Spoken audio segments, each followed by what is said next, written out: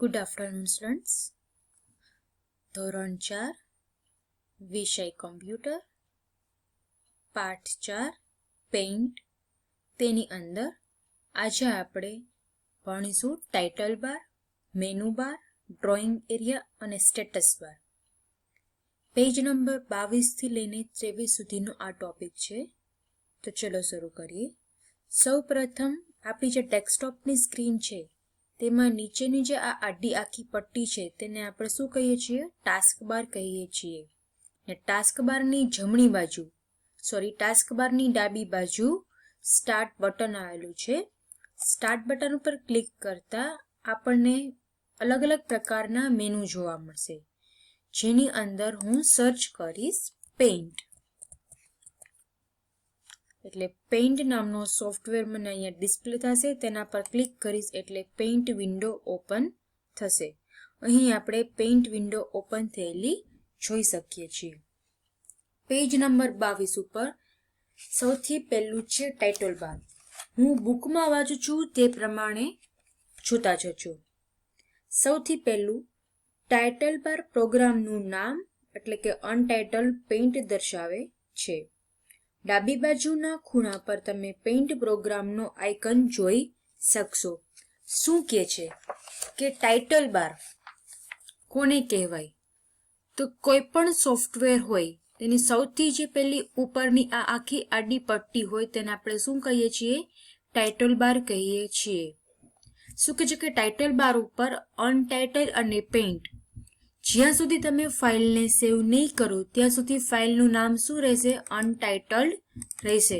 અને એકવાર હું ફાઇલને સેવ કરી દઈશ એટલે જે નામથી તમે સેવ કરશો ફાઇલને, સપોઝ કે હું 1 2 3 નામથી સેવ કરીશ તો અહીંયા અનટાઇટલની જગ્યાએ 1 2 3 લખેલું આવી જશે. અને આપણા સોફ્ટવેરનું નામ શું છે? તો કે પેઇન્ટ. તો સાઈડમાં આપણને અહીંયા પેઇન્ટ લખેલું દર્શાવશે. પછી શું કે છે પછીનો પેરેગ્રાફ?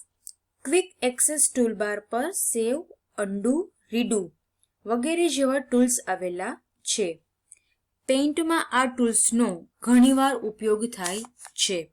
હવે ટાઇટલ બારની ડાબી બાજુ મતલબ કે આ આખો એરિયા, આ આખા એરિયાને શું કહેવાય છે? Quick access toolbar. Quick access મતલબ કે ઝડપથી એક જ વખત તમે ક્લિક કરીને તેનો ઉપયોગ કરી શકો છો. સપોઝ કે મારે કોઈ પણ ફાઇલને સેવ કરવી હોય તો ફાઇલ મેનુમાં જઈશ ને એમાંથી હું સેવ કરીશ એટલે ટોટલ મારે 2 વખત ક્લિક કરવાનું થશે.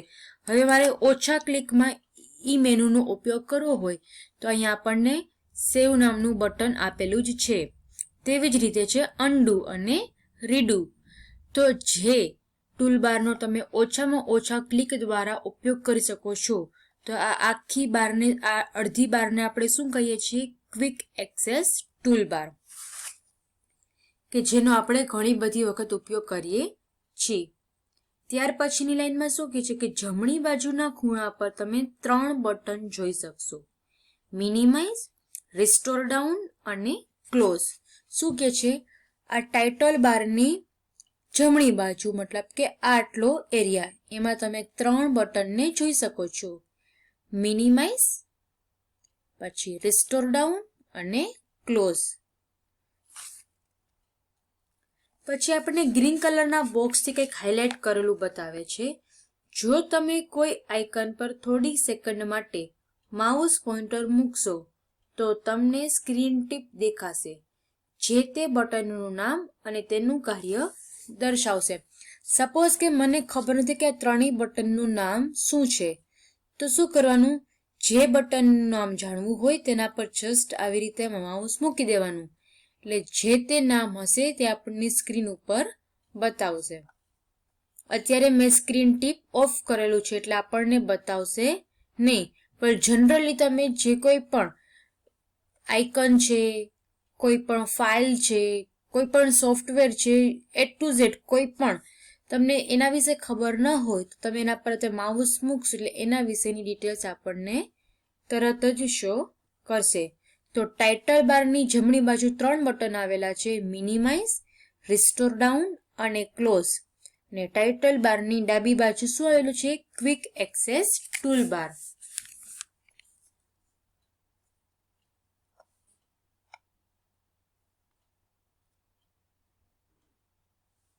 ત્યાર પછીની લાઈનમાં શું કહે છે, મિનિમાઇઝ બટન પર ક્લિક કરો. ડેસ્કટોપ પરથી પેઇન્ટ વિન્ડો અદૃશ્ય થઈ જશે. હવે તમે ટાસ્ક બાર પર માત્ર તેનું આઇકન બટન જોઈ શકશો. શું કહે છે કે હવે તમે પેઇન્ટ વિન્ડોને મિનિમાઇઝ કરો. અહીંથી હું મિનિમાઇઝ કરીશ એટલે મારી પેઇન્ટ વિન્ડો મારી સ્ક્રીન ઉપરથી અદૃશ્ય મતલબ કે વહી ગઈ છે. હવે શું કહે છે કે ટાસ્ક બાર પર તમે ખાલી તેનો આઇકન જ જોઈ શકશો. અહીંયા આપણને પેઇન્ટ બ્રશનો આઇકન દેખાય છે. પછીની લાઈનમાં શું કહે છે, છેલ્લી લાઈનમાં કે પેઇન્ટ વિન્ડોને ફરીથી જોવા માટે ટાસ્ક બાર પરના તેના આઇકન મતલબ કે જે પેઇન્ટ બ્રશનો જે આઇકન છે તેના પર ક્લિક કરો. હવે મારી સ્ક્રીન ઉપરથી પેઇન્ટ વિન્ડો અદૃશ્ય થઈ ગઈ છે. હવે ટાસ્ક બાર પર મને તેનો આઇકન દેખાય છે, તેના પર મને ક્લિક કરવાનું કહે છે. તો હું જેવું અહીંયા ક્લિક કરીશ એટલે તરત જ મારી પેઇન્ટ વિન્ડો મારી સ્ક્રીન ઉપર તરત જ ડિસ્પ્લે થશે. પછીનું બટન શું કહે છે કે રિસ્ટોર ડાઉન પર ક્લિક કરો. પેઇન્ટ વિન્ડો નાની થઈ જશે. રિસ્ટોર ડાઉન અને મેક્સિમાઇઝ. ઘણા બધા સ્ટુડન્ટ્સ આમાં ભૂલ કરે છે. જ્યારે તમને આવી રીતે બે ચોરસ આપેલા હોય ત્યારે આને શું કહેવાય, રિસ્ટોર ડાઉન. અત્યારે મારી પેઇન્ટ વિન્ડો ફૂલ સ્ક્રીનમાં મને દેખાય છે.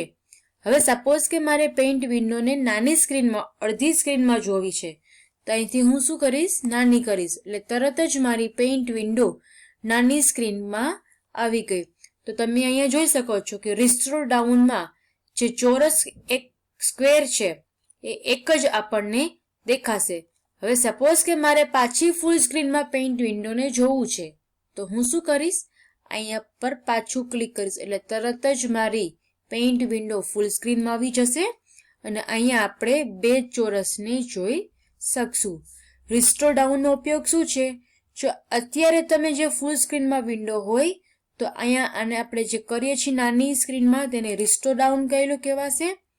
અને અડધી સ્ક્રીનમાં જ્યારે આપણને આવી રીતે વિન્ડો જોવા મળતી હોય ને તમારે એને ફૂલ સ્ક્રીનમાં ડિસ્પ્લે કરવી છે, બતાવવી છે, ત્યારે આપણે આ જે ચોરસ ઉપર ક્લિક કરીએ છીએ તેને શું કહેવાશે, મેક્સિમાઇઝ કહેવાશે.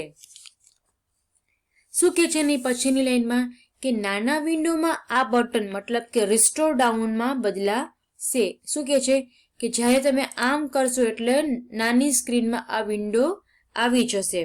વિન્ડોને તેની મૂળ સાઇઝમાં ફરીથી લાવવા માટે મેક્સિમાઇઝ બટન એટલે પાછી મારે વિન્ડોને ફૂલ સ્ક્રીનમાં બતાવી છે, તેના મૂળ સ્વરૂપમાં લાવવી છે તો પાછું અહીંથી હું મેક્સિમાઇઝ બટન ઉપર ક્લિક કરીશ તો મારી આખી પેઇન્ટ વિન્ડો ફૂલ સ્ક્રીનમાં મને દેખાશે.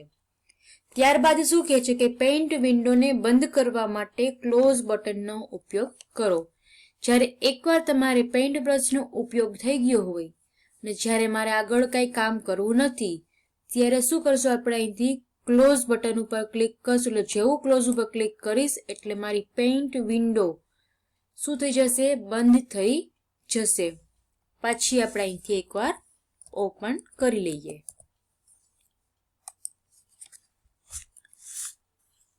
બરાબર ધ્યાન રાખજો, ક્લોઝ કરવી અને મિનિમાઇઝ કરવી. મિનિમાઇઝ કરીશ તો મારી પેઇન્ટ વિન્ડો, સપોઝ કે એક એક્ઝામ્પલ આપું, હું તમને અહીંયા ચિત્ર દોરી લઉં છું. હવે મારું અત્યારે હું આની અંદર કામ કરું છું, મારે આ કામને એમનામ જ ઊભું રાખીને બીજું કંઈક નવું કામ કરવું છે તો હું શું કરીશ, અહીંથી મારી પેઇન્ટ વિન્ડોને મિનિમાઇઝ કરી દઈશ એટલે હું મારા કોમ્પ્યુટરની અંદર બીજું કંઈક કાર્ય પેઇન્ટ વિન્ડો સિવાયનું કરી શકીશ. હવે મને પાછું એવું મન થયું કે ના, હું જ્યાં પેલા પેઇન્ટ કરતી હતી પાછું મારે એ જ કાર્ય આગળ વધારવું છે તો ટાસ્ક બાર પર આપણને આઇકન આપેલો જ હશે એનો, તમે મિનિમાઇઝ કરશો એટલે એના પર હું પાછું કરીશ એટલે જ્યાં તમે છેલ્લું કાર્ય પૂરું કરેલું છે ત્યાં તમે પાછા આવી જશો. અને જ્યારે ક્લોઝમાં શું થાય છે, તમે એકવાર પેઇન્ટને બંધ કરો છો પછી તમે કાયમ માટે પેઇન્ટને બંધ કરી દો છો.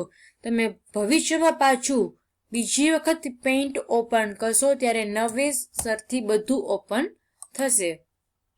જોયું આ રીતે.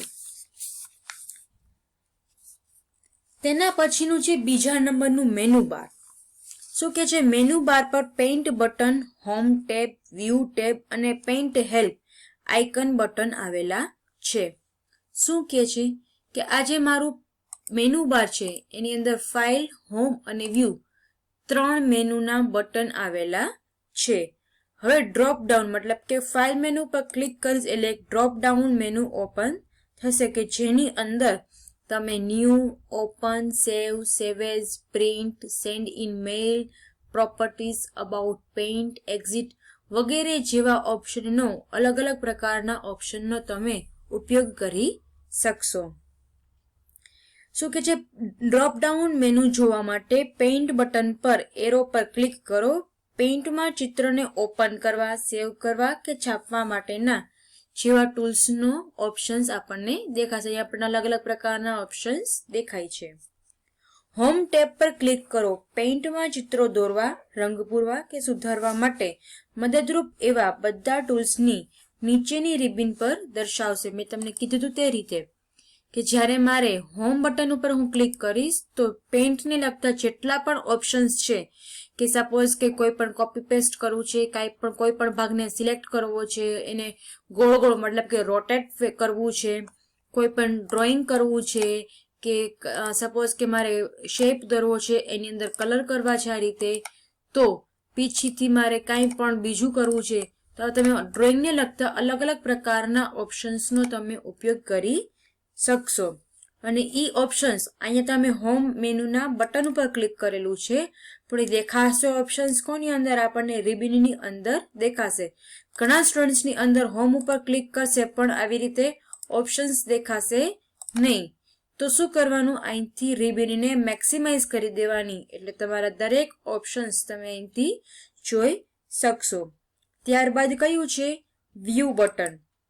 વ્યૂ બટનની અંદર તમે ઝૂમ ઇન મતલબ કે મોટું ચિત્રને મોટું કરીને જોઈ શકો છો. ઝૂમ આઉટ મતલબ કે ચિત્રને નાનું કરીને તમે જોઈ શકો છો. જો તમે બરાબર જુઓ, તમારો જે સફેદ એરિયા છે મતલબ કે ડ્રોઈંગ એરિયા છે તે નાનો થાય છે ને ઝૂમ ઇન કરીશ તો મોટો થાય છે. પછી અહીંથી તમે અલગ અલગ પ્રકારની રૂલર્સને એડ કરી શકો છો.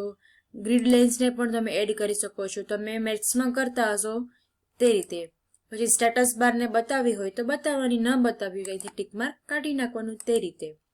ફૂલ સ્ક્રીનમાં જોઈએ તો ફૂલ સ્ક્રીનમાં આ રીતે તમે વ્યૂ બટનની અંદર તમે જે ચિત્ર દોરેલું છે તેને તમારે કેવી રીતે બતાવવું છે તેના વિશેના ઓપ્શન્સ અહીં આપેલા છે. પછી શું કહે છે કે પેઇન્ટના ઉપયોગ માટે મદદ મેળવવા માટે મેનુ બારની જમણી બાજુ પરના પેઇન્ટ હેલ્પ બટન પર ક્લિક કરો. શું કહે છે? હવે સપોઝ કે મારે પેઇન્ટને લગતી કાંઈ પણ ક્વેરી છે કે કયો ઓપ્શન શેમાં છે, કયા ઓપ્શનથી શું થાય છે, એનું આઉટપુટ શું હશે, કોઈ પણ પ્રકારને પેઇન્ટને લગતી મારે મદદ જોઈએ છે, હેલ્પ જોઈએ છે, તો મેનુ બાર મતલબ કે જે બીજા નંબરની આડી પટ્ટી છે એમાં સૌથી છેલ્લા આપણને ક્વેશ્ચન માર્ક કરીને સિમ્બોલ આપેલો છે. શું કહે છે કે પેઇન્ટ હેલ્પ, તેના પર ક્લિક કરીશ એટલે પેઇન્ટને લગતા જેટલા પણ તમને ક્વેશ્ચન હશે તેની દરેકના ક્વેશ્ચનની મદદ તમને આમાંથી મળી રહેશે. ત્યાર પછીનો છે ડ્રોઈંગ એરિયા. આ જે આખો સફેદ ભાગ છે તેને આપણે શું કહીએ છીએ? ડ્રોઈંગ એરિયા કહીએ છીએ કે જેની અંદર આપણે અલગ અલગ પ્રકારના ડ્રોઈંગ કરી શકીએ છીએ. અને લાસ્ટમાં શું છે? Status bar. આપણે ફર્સ્ટ ટાઈમ ભણી ગયા હતા કે અહીંયા જે લાસ્ટમાં જે આપણે આડી પટ્ટી દેખાય છે તેને આપણે શું કહીએ છીએ? સ્ટેટસ બાર કહીએ છીએ. કોઈ પણ સોફ્ટવેરની જે સૌથી પહેલી પટ્ટી હોય તેને આપણે ટાઇટલ બાર કહીએ છીએ. તેના પછીની આડી પટ્ટીને આપણે મેનુ બાર કહીએ છીએ. અને મેનુ બારમાં અલગ અલગ પ્રકારના ઓપ્શન્સ આપણે ક્લિક કરીએ છીએ તો અહીંયા નીચેનો ભાગ ચેન્જ થાય છે. તો આખા લંબચોરસ ભાગને આપણે શું કહીએ છીએ? રિબન કહીએ છીએ. અને આખા સફેદ ભાગને આપણે શું કહીએ છીએ? ડ્રોઈંગ એરિયા કહીએ છીએ. અને લાસ્ટમાં આ આડી પટ્ટીને આપણે શું કહીશું? સ્ટેટસ બાર કહીશું. તો આ ટોપિકને હું અહીંયા પૂરો કરું છું. દરેક વિદ્યાર્થી વ્યવસ્થિત રીતે જોશે, સમજશે, તેમજ ન સમજાય તો મને પૂછશે. આજે આપણે શું ભણ્યા? ટાઇટલ બાર, મેનુ બાર, ડ્રોઈંગ એરિયા અને સ્ટેટસ બાર.